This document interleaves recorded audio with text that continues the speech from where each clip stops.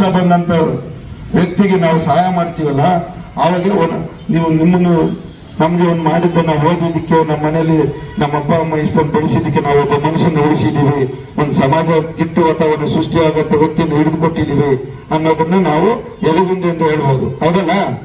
ಅದರಿಂದ ನೀವು cyber crime Facebook ಅಲ್ಲಿ ನೋಡುವಂಥದ್ದು, ಫೇಸ್ಬುಕ್ ಅಲ್ಲಿ ಬೇಕಾಗಿ ಹಾಕುವಂಥದ್ದು ನೋಡಿ, ನೀವೆಲ್ಲ ಅಬ್ಸರ್ವ್ ಮಾಡಿ. ಡೈಲಿ ಅಂತ ಬರ್ತಾ ಇರ್ತದೆ, ಅದರಲ್ಲಿ ಹೋಗಿ ಇವತ್ತು ಎಷ್ಟು ಜನ ನಿನ್ನೆ ಒಂದು ಟ್ರ್ಯಾಕ್ ಯಾವುದು ಈಚರ್ ಗಾಡಿ, ಇದು ದೊಡ್ಡ ಲಾಂಗ್ ಗಾಡಿ ಪಲ್ಟಿ ಹೊಡೆದು 2 ಮಕ್ಕಳು, ತಂದೆ ತಾಯಿ ಮತ್ತು ಅವ್ರ ರಿಲೇಷನ್ಸ್, ತುಂಬಾ ಬಡತನದಿಂದ ಬಂದಂತ ವ್ಯಕ್ತಿ 1,30,00,000 ರೂಪಾಯಿ ಕಾರನ್ನ ಎತ್ಕೊಂಡು ಸಾಫ್ಟ್ವೇರ್ ಇಂಜಿನಿಯರ್ ಆಗಿ 100 ಜನಕ್ಕೆ ಕೆಲಸ ಕೊಟ್ಟು, ಅಂತ 100 ಜನಕ್ಕೆ ಕೆಲಸ ಕೊಟ್ಟು ಊರಿಗೆ ಹೋಗಿ ಬರ್ಬೇಕಾದ್ರೆ ಗ್ರಾಚಾರ ನೋಡಿ ಅವ್ರ ಸಮಾಜದಲ್ಲಿ ಕಷ್ಟದಿಂದ ಬಂದಂತ ವ್ಯಕ್ತಿಗೆ ಸಾವು ಬಂದ್ಬಿಡ್ತು, ಇಡೀ ಫ್ಯಾಮಿಲಿ ಕುಟುಂಬ ಹೋಗ್ಬಿಡ್ತು. ಏನಾಯ್ತು? ಆ ಒಂದು ಲೋಡ್ ತುಂಬಿಕೊಂಡು ಹೋದಂತ ವ್ಯಕ್ತಿ ಡ್ರೈವರ್ ಏನಿದ್ದ, ಅವನು ಗಾಡಿನ ಯಾವ ರೀತಿ ಓಡಿಸಿದ್ನೋ ಗೊತ್ತಿಲ್ಲ, ಮೇಲೆ ಬಿದ್ದೋಯ್ತು. ಒಂದೇ ಸ್ಪಾಟ್ ಅಲ್ಲಿ ಒಂದೇ ಏಟಿಗೆ 6 ಜೀವಗಳೋದು.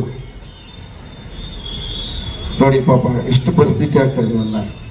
ಇವೆಲ್ಲ ನೀವು ಮಳೆ ಬರ್ತದೋ 2 ನಿಮಿಷ ಮುಗಿಸ್ತೀನಿ. ಅದರಿಂದ ದ್ವಿಚಕ್ರ ವಾಹನಗಳನ್ನ ಓಡಿಸ್ಬೇಡಿ. ನೀವೇನಾದ್ರೂ ಅಪಘಾತ ಮಾಡಿದ್ರೆ, ನೀವೇನಾದ್ರೂ ಓಡಿಸಿದ ಅಪಘಾತ ಮಾಡಿದ್ರೆ ನಿಮ್ಗೆ ಇನ್ಸೂರೆನ್ಸ್ ಇಲ್ಲ, DL ಇರಲ್ಲ, ಏನೂ ಇರಲ್ಲ. ಆ ವ್ಯಕ್ತಿ ಯಾರೋ ಒಬ್ಬ ತೀರ್ಕೊಂಡಂತ ವ್ಯಕ್ತಿಗೆ ಅವ್ರಿಗೆ ಕೇಸ್ ಆದ್ರೆ ನಿಮ್ಮ ತಂದೆ ತಾಯಿನ ಕೇಸ್ ಆಗುತ್ತೆ.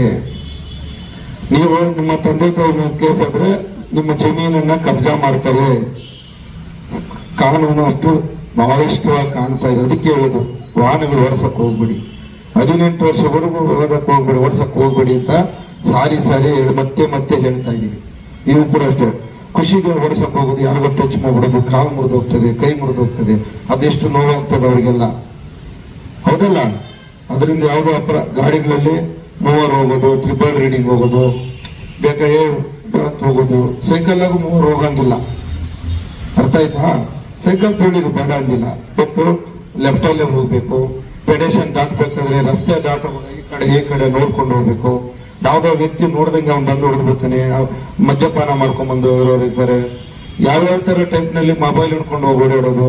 ನೀವು ಕೂಡ ಮೊಬೈಲ್ ಇಟ್ಕೊಂಡು ಓಡಿಸ್ತೀವಿ, ನೀವು ಓಡಿಸೋದೇ ಇಲ್ಲ, ಮೊಬೈಲ್ ಇಟ್ಕೊಂಡು ಓಡಾಡಿಸ್ಬಾರ್ದು. ನಿಮ್ ತಾಯಿ ತಂದೆಗಳಿಗೆ ಹೇಳಿ, ಏನಾದ್ರು ಹೋದ್ರೆ ಮೊಬೈಲ್ ಬಂದ್ರಪ್ಪ ಸೈಡ್ ನಿಲ್ಲಿಸಿ ತಾಯಿಗೆ ಹೇಳಿ, DL ಮಾಡಿಸ್ಕೊಳ್ಳಿ, ಇನ್ಶೂರೆನ್ಸ್ ಮಾಡಿಸ್ಕೊಳ್ಳಿ, RC ಬುಕ್ ಇಟ್ಕೊಳ್ಳಿ ಅಂತ ಹೇಳಿ ಎಲ್ಲ ತಾಯಿ ತಂದೆ ನೀವು ಕೂಡ ಬುದ್ಧಿ ಹೇಳಬೇಕು. ಒಬ್ಬರತ್ರ ಇರೋದಿಲ್ಲ, ಇದೆಲ್ಲ ಆಗ್ಬೇಕು, ನಿಮ್ಮಿಂದ ಆಗ್ಬೇಕು. ಮಕ್ಕಳಿಂದ ಆದ್ರೆ ಅವ್ರ ಬುದ್ಧಿ ನೋಡಿ, ನನ್ನ ಮಗ ಬುದ್ಧಿ ಹೇಳ್ತಾ ಇದ್ದಾನೆಲ್ಲ ಬಂದು ಮಾಡಿಸ್ಕೊಂತಾರೆ, ಕೆಲಸ ಕಾರ್ಯಕ್ರಮ ಮಾಡಿಸ್ಕೊಂತಾರೆ ಅವರೆಲ್ಲ, ಇನ್ಶೂರೆನ್ಸ್ RC ಬುಕ್ ಅನ್ನ.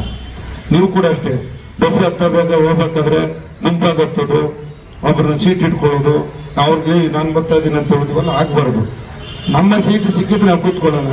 ಬಸ್ಸಲ್ಲಿ ಹತ್ತಬೇಕಾದ್ರೆ ವಯೋವೃದ್ಧರು ಬರ್ತಾರೆ, ಪ್ರೆಗ್ನೆನ್ಸಿ ಆದಂತ ತಾಯಂದ್ರು ಆಗ್ಬೇಕಲ್ಲ, ಒಳ್ಳೆ ಮನಸ್ಸು ಬರ್ತಾವಲ್ಲ, ಅವಾಗ ಒಳ್ಳೆ ವಾತಾವರಣ ಸಮಾಜ ಕಟ್ಟಲಿಕ್ಕೆ ಆಗೋದು. ನಾವು ಯಾವಾಗ ಕೆಟ್ಟ ವಾತಾವರಣ ಸೃಷ್ಟಿ ಮಾಡ್ಕೊತೀವಿ, ಸಮಾಜ ಕಟ್ಟಲಿಕ್ಕೆ ಆಗಲ್ಲ. ಭೇದ ಭಾವ ಕೆಟ್ಟದಾಗಿ ನೋಡೋದು, ಅವನೇನೋ ಒಳ್ಳೆ ಬಟ್ಟೆ ಹಾಕೊಂಡ್ಬಂದಿಲ್ಲ ಅವನ್ನ ನೀಚವಾಗಿ ನೋಡೋದು, ಅವ್ರು ಯಾರೋ ಒಂಥರ ಇದ್ರು ಅವ್ರನ್ನ ಹಂಗೆ ಅವ್ರ ಬಗ್ಗೆ ಕಾಮೆಂಟ್ ಮಾಡೋದು, ಅವ್ರ ಬಗ್ಗೆ ಮಾತಾಡಬಾರ್ದು. ನಾನೇನ್ ಮಾಡ್ತೀನಿ ಮುಂದೆ, ಇವತ್ತು ನಾನೇನು ತಪ್ಪು ಮಾಡಿಲ್ಲ, ನಾನೇನು ಆಗುತ್ತೋ ಬಿಡೋದು ಬೇಡ. ತಪ್ಪು ಮಾಡೋದು ಸಹಜ, ತಿದ್ದುಕೊಳ್ಳೋದು ಧರ್ಮ ಅಲ್ವಾ? ತಪ್ಪು ಮಾಡೋದು ಸಹಜ, ತಿದ್ದಿ ನಡೆಯೋದು ಧರ್ಮ. ಅದರಿಂದ ಹೇಳೋದು ನಾವಲ್ಲ. ಯಾವುದೇ ಕಾರಣಕ್ಕೂ ನೀವು ನಿಮ್ಮ ತಾಯಿ ತಂದೆ ನಿಮ್ಮ ಫೋಟೋಗಳು ಹಾಕ್ಬಿಟ್ಟು ಚಿತ್ರೀಕರಣ ಮಾಡೋದು, ಅಂತ ವ್ಯಕ್ತಿಗಳು ಯಾರೇ ಇದ್ರು ನೀವು ಯಾವಾಗ ಮಾಡ್ತಾನೆ ಅಂತಂದ್ರೆ, ನೀವು ಮೊಬೈಲ್ನಲ್ಲಿ ನೀವೊಬ್ರು ಕಾಂಟ್ಯಾಕ್ಟ್ ಆದಾಗ, ನಿಮ್ಮ ಪ್ರೀತಿ ವಿಶ್ವಾಸದಲ್ಲಿ ವೃದ್ಧವಾದಾಗ, ಬಳಕೆಯಾದಾಗ ಈ ಮಾತುಗಳು, ಈ ವಿಚಾರಗಳೆಲ್ಲ ಬರ್ತಾ ಇರ್ತವೆ. ಅರ್ಥ ಆಯ್ತಾ? ಆಮೇಲೆ ನೀವು ಸಾರ್ವಜನಿಕ ಸ್ಥಳದಲ್ಲಿ ನೀವು ಇರಬೇಕಾದಾಗ ಒಳ್ಳೆ ವಸ್ತ್ರ, ಬಟ್ಟೆ, ಬರೆ ಎಲ್ಲ ಹಾಕೊಂಡು, ಅದು ಕೂಡ ಈ ವಿಡಿಯೋದಲ್ಲಿ ಮತ್ತು ಫೋಟೋದಲ್ಲಿ ಮೊಬೈಲಲ್ಲಿ ಹಿಡಿದ್ಬಿಟ್ಟು ತೆಗೆಗೆ ಕಳಿಸ್ಬಿಡ್ತಾರೆ. ಅವ್ರನ್ನೂ ಕೇಸ್ ಮಾಡೋದು ನಾವು.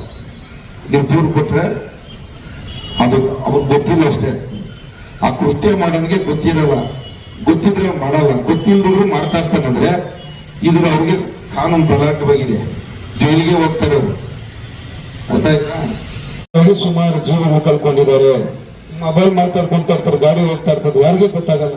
ನಾವೇನು ಎಷ್ಟು ನೋಡ್ಬೋದು, ಡಿಸ್ಟೆನ್ಸ್ 100 ನೋಡಿ 130 ನೋಡ್ಬೋದು, ದೂರ ನೋಡೋಕ್ಕಾಗಲ್ಲ. ಯಾವನ ಬಂದು ಪಕ್ಕ ಹೊಡೆದ್ಬಿಡ್ತಾರೆ, ಇವರೇ ಹೊಡೆದು ಬಿಡ್ಬೋದು, ಸ್ಟಾರ್ಟ್ ಆಗ್ಬಿಡ್ತಾರೆ. ಇದೆಲ್ಲ ಆಗ್ಬಾರ್ದು ಅಂತ ಹೇಳಿ ನಿಮಗೆ ಮುಂದೆ ನಾವು ನಿಮಗೆ ಜನಸ್ನೇಹಿ ಪೊಲೀಸ್ ಆಗಬೇಕು. ಮಕ್ಕಳ ಮೇಲೆ ದೌರ್ಜನ್ಯ ಎಸಗುವಂತ ವ್ಯಕ್ತಿಗಳು ಯಾರು, ಅವ್ರ ಮೇಲೆ ಕಾನೂನು ರೀತಿಗಳಲ್ಲಿ ಯಾವ್ಯಾವ ರೀತಿ ಅಂತೇಳಿ ಸರ್ಕಾರ ಬಹಳ ಕಟ್ಟುನಿಟ್ಟಿನ ಕ್ರಮಗಳನ್ನ ತಗೊಂಡಿದೆ.